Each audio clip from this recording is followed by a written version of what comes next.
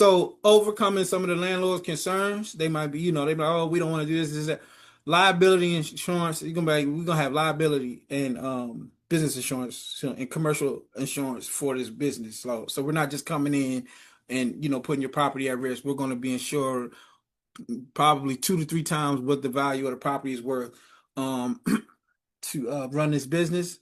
We're going to be licensed, so we're going to be compliant with the state. So there's really no really no room for error on our part because we have state regulations on how we exceed and how we exceed those minimum requirements just so we can stay licensed and stay profitable. So explain that there's going to be low impact to their property. There's going to be very little wear and tear, and if whatever there is, you know, we have to keep it, regular maintenance. We have to keep a regular maintenance schedule again to maintain our license compliancy, and you remind them that this is a low impact to the community as well, where it's a quiet operation, and the only thing that happens in the community is beneficial.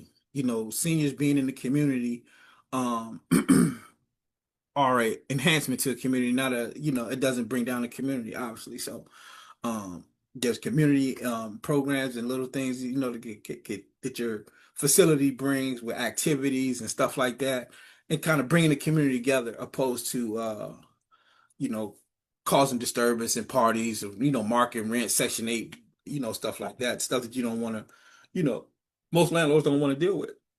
So these are some of the things you can address with their concerns, overcome their concerns. How to prepare for the pitch. The business summary, create a professional one-page business overview, licensing process, document state requirements and your qualification status. So if you're in a state where you have to have some training or some management training, you take that training, you make sure you have that stuff present. Obtain quotes for comprehensive insurance and maintenance plans, outline property care responsibilities and procedures that's going to be built into not only your personal business plan but the state requirements as well to keep your license. So these are just some of the things that you want to have prepared to before you start reaching out to actual landlords. Hi, my name is such and such, and I operate a small licensed residential assisted living business that provides care for seniors in a home-like environment. This is the pitch, open the conversation. I'm looking to lease your home just like you